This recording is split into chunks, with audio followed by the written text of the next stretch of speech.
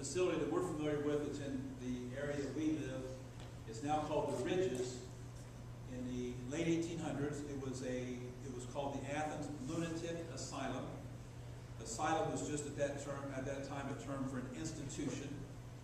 Later, it became the Athens Asylum for the Insane. And again, there they were not just dealing with individuals with intellectual challenges, but also folks that we came to know later on with some mental health challenges. In an attempt to get away from that term of insane and lunatics, it became a state hospital in the 40s, 50s, and 60s, later renamed the Athens Mental Health Center.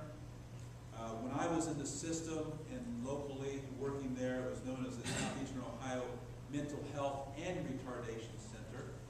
Again, dealing with both the aspects of folks that had intellectual disabilities as well as mental health challenges.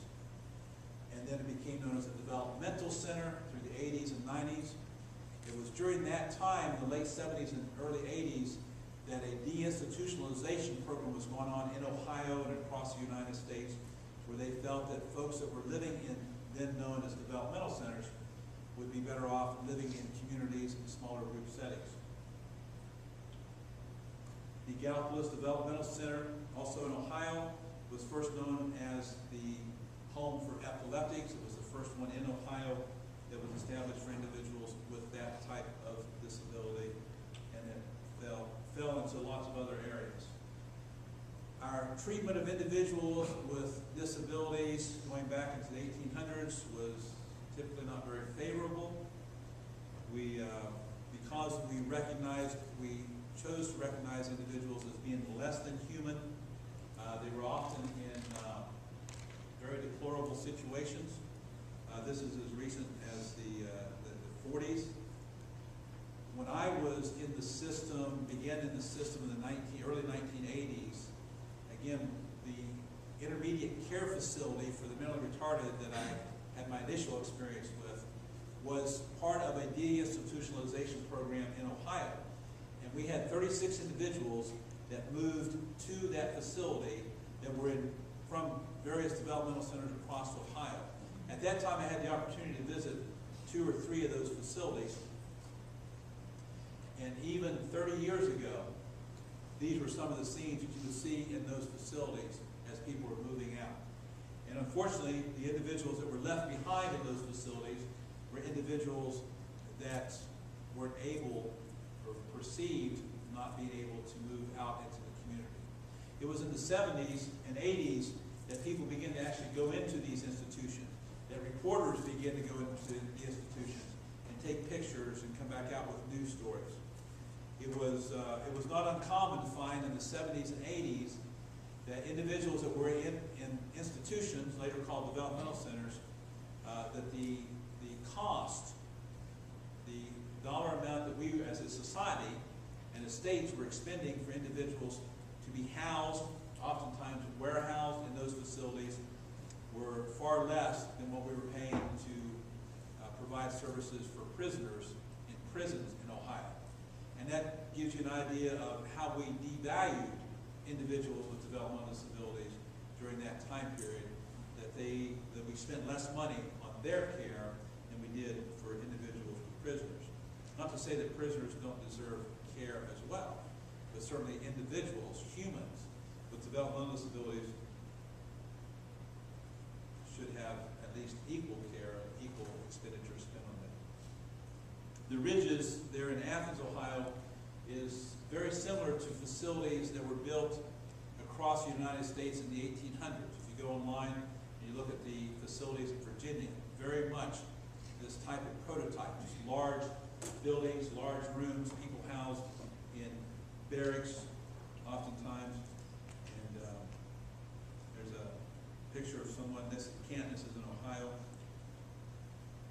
Lobotomies were a popular, accepted procedure for individuals in institutions at that time to try to cure them, to remove part of their brain that was the part that was supposedly not working well. Fortunately, things have moved a long ways from what I would describe in the 1800s, and even the 1900s, and even in the last 30 years.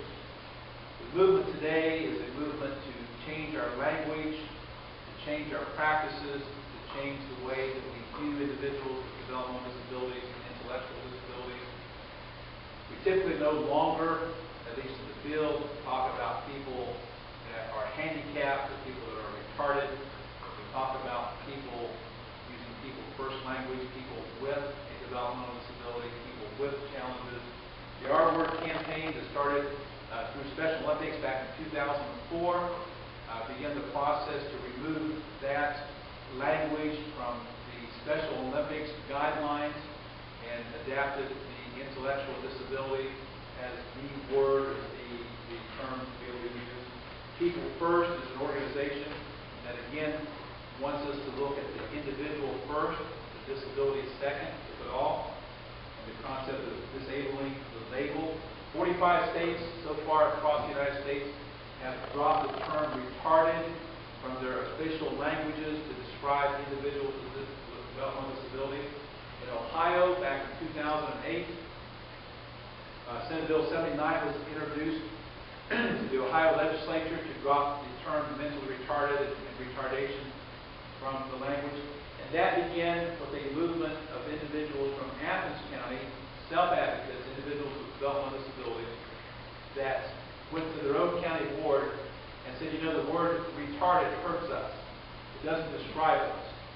And they saw it as having a negative connotation.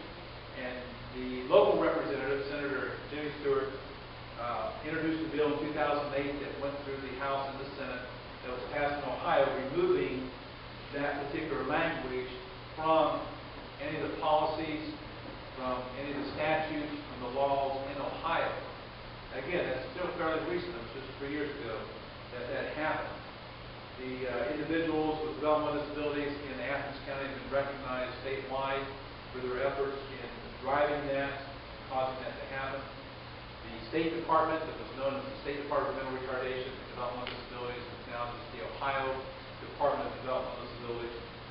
And the mental retardation is disappearing from buses and vehicles and programs throughout the state of Ohio.